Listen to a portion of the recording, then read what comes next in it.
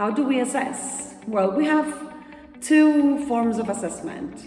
One part is the formative and the other part is the summative task. Whether I call them formative and summative tasks, they are actually moments. And I could say that formative assessment lasts 80% of the time in class, while the summative assessment lasts at 20%. We need to understand that assessment is everywhere at all times.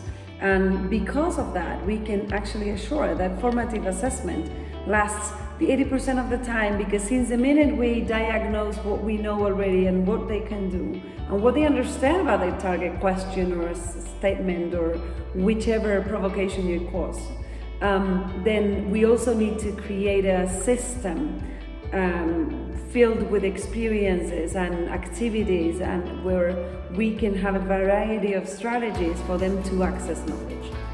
One base for us is that every student has a capability to learn, although they learn differently. So how do we do with a classroom filled with 20, 27, 30 students in the classroom? When we plan, we have to make sure we make a variety of 3 elements, and their combination will create a great system for everyone to be able to learn, because it will appeal everybody, not just a fragment of the students. One of the elements we need to vary our skills.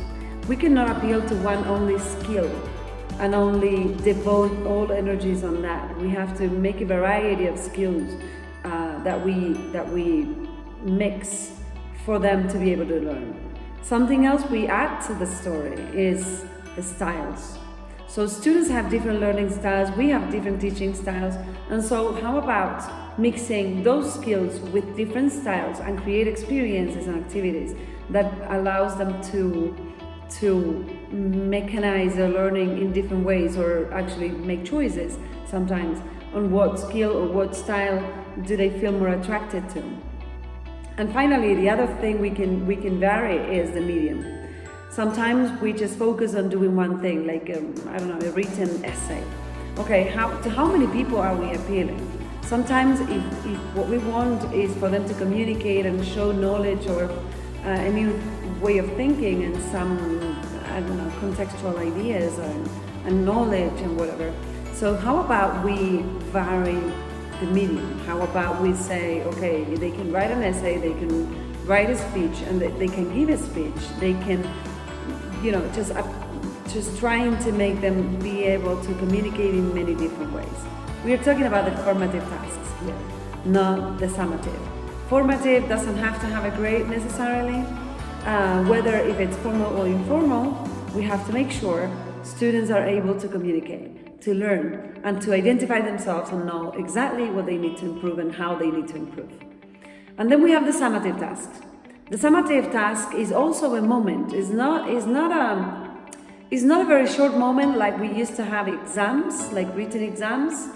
It's a summative is supposed to demonstrate with complete autonomy what the student knows and how he or she reflects upon something in reality based on all the knowledge. So in an informed, knowledgeable way, in a new way of thinking, not just hunches, right? So what we need to guarantee through a summative task is that they develop it autonomously.